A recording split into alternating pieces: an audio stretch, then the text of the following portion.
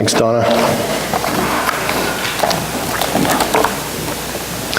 Well, if you've probably been following along, and you're noticing that our first reading over the last several Sundays has been from the book of Acts. And generally at this time of the year, in the church calendar, that is kind of often how it goes, because we deal with Acts as we kind of roll up and get closer and closer to what is Pentecost Sunday, which the coming of the Holy Spirit, that'll likely be our reading on Pentecost Sunday. But it's interesting too, it's kind of interesting to walk through the book of Acts, and I've often wondered, and have you ever wondered what the early church in the first century, what that first century church might have been like? See, church as we know it, as we know them as places of worship, don't we? Kind of like what we have here at Christ Lutheran. But it really wasn't until around 400 AD, if I read right, when actual places of worship were actually being built. And whenever we read the stories of the testimonies from the book of Acts, that early church, that first century church, I've often wondered what it would have been like to have been a part of that first century church. I think we can imagine well enough what it may have been like. I think we do have a fairly good picture that is drawn for us to give us an idea of how it was.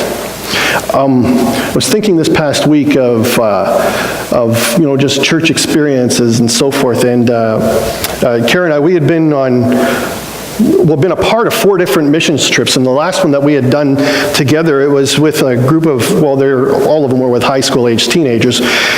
Each trip they had been to Mexico, and perhaps I think the most memorable one of them all had been our last trip, and we stayed at a camp that was just outside of Tijuana. And look at that, like I'm the only one who hasn't aged in that picture. Like it's we stayed at a camp just outside of Tijuana, and then we would travel in by day to do our ministry thing, and it's we had this little group that we had been assigned to minister to, and I really say that with reservation, like almost to minister to, because really I think that this group that we had been assigned to, they ministered as much to us and maybe even more than we to them. And I cannot remember the names of all the people that we had met within this little church that we had been assigned to. And they were a church, but they didn't have a building. They were trying to build one, and they had a little piece of property where they could build one, which was right beside the home of a little family where they had their home. And every Sunday, that little church, they would meet at this little family's house just on their little front yard, and it was home to a husband and wife by the name of Joaquin and Aurora. And they had a minister, they had a pastor, and his name was Pastor Francisco. And the church where it would eventually be, I don't know if it's there yet or not, or if it ever came into fruition or not, but at least where their home was, it was located higher up on a hill that overlooked one part of Tijuana. And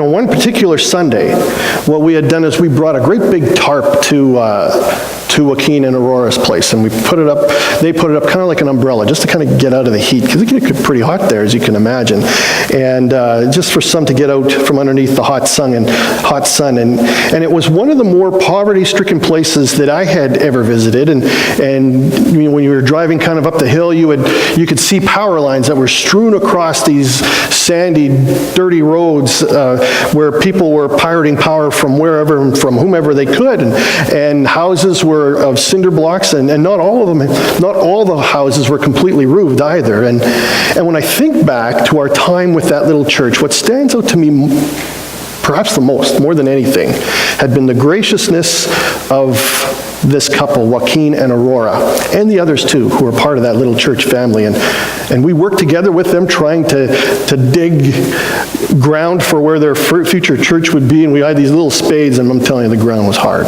It was really, really hard. And we organized VBS, Vacation Bible School, for the neighborhood kids, and we shared food together, and we exchanged gifts with them with some of the things that we had. We exchanged with one another, and they were so kind kind and they were so loving that a bond and a kinship, it developed so easily as brothers and sisters in Jesus is what it was. And it's supposed to be like that. It's supposed to be like this. And this is church. It's not brick and mortar, and it's not the preachers and the rites and the rituals. It's about people being bound together by the love of Christ, by the love of Jesus, with heaven in our heart, through which together we can journey through so much, encouraging and supporting and caring and befriending and giving where we can and what we can, all because the Spirit of Jesus is in us and where we feel compelled to do that. And when we don't, it's almost like we can feel conflicted within when we don't. And there are so many stories in the book of Acts of the first century church in action, living life and finding life so unpredictable too. And that is the life of the church too, when led by the Spirit of Jesus. The unpredictable happens. The unpredictable happens, but with an explanation too. The explanation being Jesus. Jesus and only Jesus. And the church, the people of God have prevailed through history. And it hasn't been by anything that they have done. It isn't by people, the merit of people or of their determination or of their might, but that all helps, but it's by the inspiration. It's how they are inspired, the inspiration and the influence of what has been given to us by God that's in us, and that's God's very Spirit. And in our story in Acts 16, it's about Paul and Silas, and it's about these two fellows meeting a lady by the name of Lydia and her friends. Now, earlier in this same chapter of 16, how it begins is Paul receives a vision of a man from Macedonia who's calling out to him, where he says, "Come over to Macedonia and help us." And Paul immediately responds to this. And he packs up and he heads out to Philippi, which, as Donna had read, was the leading city of the district of Macedonia, and a Roman colony too at that. Yikes. And on the Sabbath day, it was the Sabbath day, Paul and Silas, they head out along the riverside looking for a place of worship. And based on Paul's vision, they were probably expecting to find a man, is probably what they were expecting. And what they do find, though, is a group of ladies that was gathering, that had gathered together by the riverside, and it indeed was a place of prayer. And this meeting, it would turn out to be quite significant in a few different ways, too. And there's the obvious. There's this lady that we're introduced to by the name of Lydia. She is there, and she's described as a worshiper of God. And she's baptized that day, her along with her entire household. And there is an instant kinship that develops between her and Paul and Silas. And she insists that they have to come to her place, they have to receive shelter and food and whatnot from her, and they accept her generosity. You know, the first century church, as I see it, was constantly identified by their generosity and by their hospitality. And that kind of graciousness and that kind of giving spirit, it matters and it makes a difference. You see, later in this chapter, Paul and Silas, they leave Lydia, they leave the ladies, and they come across this slave girl that was being taken advantage of. And she had this spirit within her, a spirit of divination, or fortune-telling, if you will. And her owners were profiting from this. And this slave girl would follow Paul and Silas around, shouting out, "These men are servants of the Most High who proclaim the way of salvation." Interesting that she's going around identifying who these fellows are and that they're credible.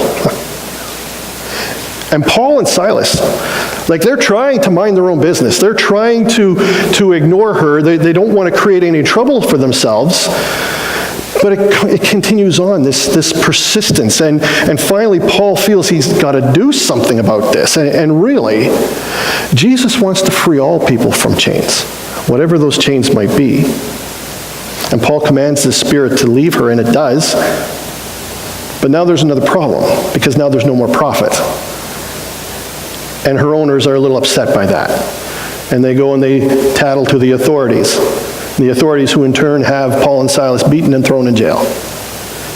And then it gets more interesting. And that night in prison, Paul and Silas, they're singing hymns and praying, and they're talking with their new friends, their new fellow prison mates. And there's an earthquake that is so huge that the chains that were on them, they fall off of all the prisoners, and the prison doors open, and the jailer goes, when he goes to check things out and he sees what had happened, what this earthquake had done, he assumes the absolute worst. They're gone. I am a dead man. I am responsible for all these people. I am done. And he's about to kill himself when Paul blurts out, "No, we're here. We're all here. All accounted for." And they talk. And the jailer believes. And he takes Paul and Silas to his home, and he he has their wounds cleaned, and his whole family is baptized, and they all believe. Is that predictable?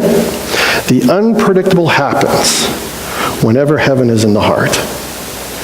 Now the next morning, the authorities, they release Paul and Silas after hearing the story of what had happened at the prison the night before. And now, if you're Paul and Silas, where would you go? Getting out of jail, stiff and sore from an undeserved beating, needing some solace, needing some peaceful surroundings. Well, they head back to Lydia's place. There's support there. There's safety there. There's a kinship that had been formed.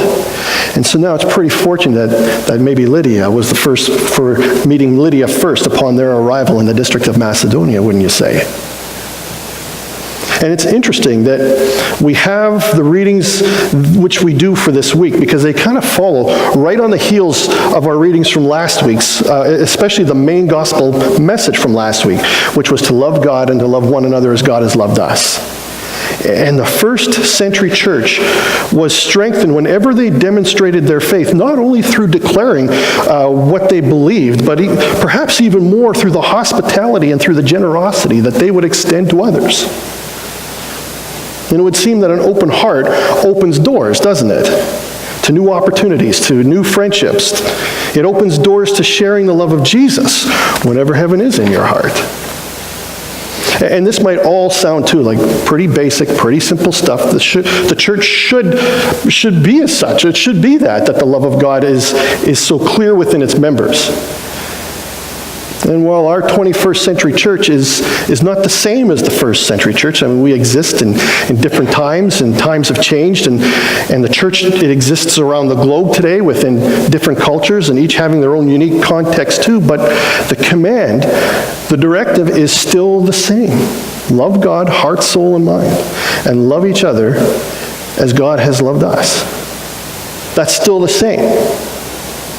Now, it can be that at times, perhaps, that sight of this can become lost or blurred. And listen, the first century church, don't want to paint them as being perfect. They were not perfect. They weren't perfect either. There was conflict that they experienced, and they experienced a kind of conflict that I never would really want to have to work through.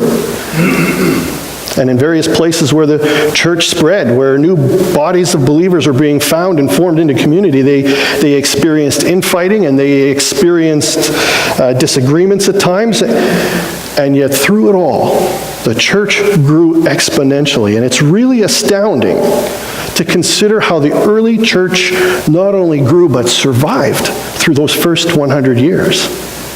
And I kind of feel it's still true, that I think it's equally astounding that even after the first century, the church has continued to prevail through the years that have followed, right up to our present time. And there has always been conflict in every given era. And there has also been some horrific things that were done in the name of God that should never have been thought of, let alone done. And also true is there's been some horrific things done to the church too.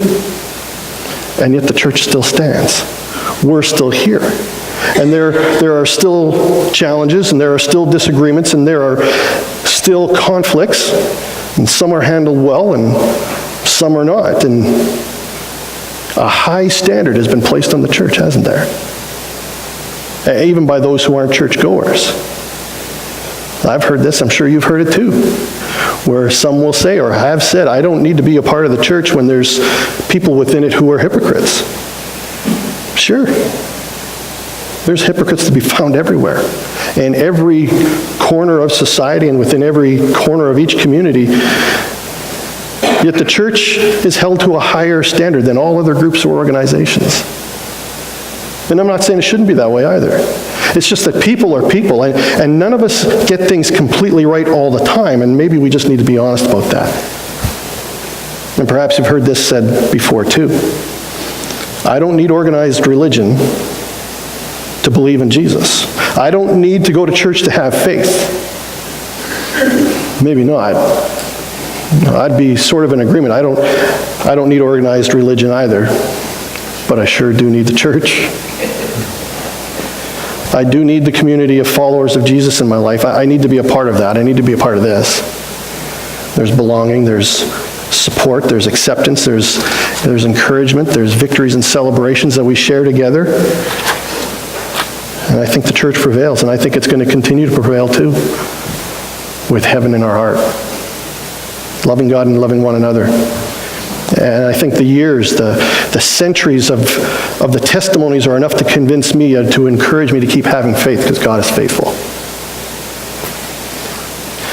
I was thinking of this past week too. We read in the Old Testament of how the Hebrew people, or the people of Israel, how they had spent 40 years in a desert. And we all face certain seasons in our life that are kind of like, we could say maybe they're like a time spent in a desert. And the desert, it's a place of desolation. It's lonely. It's despairing. And even the animals of the desert don't seem overly pretty or endearing, do they? Not quite as cool as the forest or jungle animals. And maybe this is why the hard times in our lives are sometimes metaphorically described as desert seasons in life.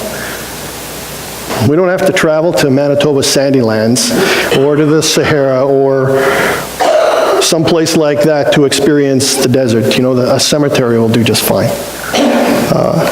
A hospital will also do just fine. And grief can lead you into a desert, a grief of a loss or of some kind of distress, be it depression or sickness or financial strain, relational difficulties. And sometimes it is the struggles that we go through, they seem as though they're endless. And at times, too, in these desert experiences, what can happen is you think certain things, you think the unthinkable sometimes, where wild possibilities might cross the mind. I think that was the way it was for Jesus too, when he spent time in the desert, 40 nights or 40 days. And what did he face? He faced temptation, didn't he? And he was tempted by the enemy. He spent a month and 10 days slugging it out with Satan.